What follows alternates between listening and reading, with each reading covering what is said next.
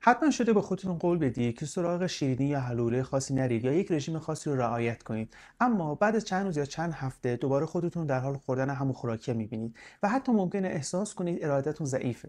مشکل فقط اراده ما نیست. اینجا به یکی از دلایل شکست در رژیم‌های غذایی میپردازیم، یک سیستم قدرتمند و اتوماتیک در مغز ما که بهش میگن حلقه عادت یا هابیت لوپ. با هم ببینیم عادت‌ها در مغز ما چجور شکل میگیره. همه چیز با یک محرک شروع میشه. فرض کنید یک بستنی خیلی خوشمزه می‌خورید. این بستنی اینجا نقش محرک رو داره. مغز شما بلافاصله یک پیام قدرتمند دریافت میکنه که چه حس خوبی دارم. مغز عاشق این حس خوبه و میخواد دوباره تکرار بشه. پس حافظه مغز یک پیام کوتاه و قدرتمند میسازه. بستنی مساوی است با حس خوب. از این به بعد هر موقع در معرض محرکش قرار میگیره، مثل دیدن عکس بستنی یا رد شدن از جلوی بستنی فروشی، این حافظه فعال میشه و یک میل شدیدی در ما ایجاد میشه که در واقع ناشی از ترشح هورمون دوپامین یا هورمون انتظار لذته. پس این حلقه شکل میگیره: محرک دیدن بستنی، میل شدید یادآوری حس خوب، رفتار همون بستنی خوردن و نهایت پاداش که همون احساس لذتی که ایجاد میشه.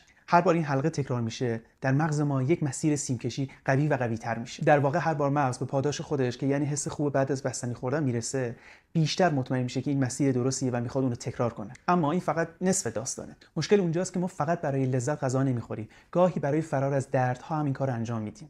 تصور کنید روز بدی داشتید، سر کار استرس داشتید یا با همکارتون بحثتون شده. مغز ما از این احساسات متنفره و میخواد سریعتر از شر اونها راحت بشه. یک راه حل سریع پیدا میکنه. برای اینکه حس بد از بین بره، برو سراغ کاری که حس خوب به تو میداد: بستنی خوردن. این یک حلقه جدید اما خطرناکتر میسازه. تو این حلقه جدید محرک استرس یا حالت روحی مونه. میل شدید برای رهایی از حس بد فعال شده، رفتار مثل رفتار قبلی رخ میده، خوردن بستنی، و پاداش ایجاد میشه: حواس پرتی موقت و تسکین درد. این حلقه به شدت اعتیادآوره، چون مغز یاد میگیره غذا ابزار سریع برای مدیریت احساسات منفیه. حالا چه برای لذت باشه یا فرار از احساسات بد، هرچی این حلقه تکرار بشه یک اتفاق مهم رخ میده و اون خودکار شدن یا اتوماتیک شدن این حلقه است و این یکی از دلایل اصلی شکست در رژیم‌های غذاییه. در واقع ما تلاش میکنیم با اراده به جنگ سیستمی بریم که کاملا ناخودآگاه و اتوماتیک شده. حالا این مکانیزم رو فهمیدیم، چطور میتونیم حلقه رو بشکنیم؟ اولین و مهمترین گام آگاهی از محرکایی است که ما رو به سمت این عادت‌ها هول میدن. استرس، بی‌حوصلگی، ساعت خاصی از شبانه روز، هر محرکی که ممکنه ما رو به سمت این عادت‌ها هول بده، بهتر یادداشت کنیم و نسبت بهشون آگاه باشیم.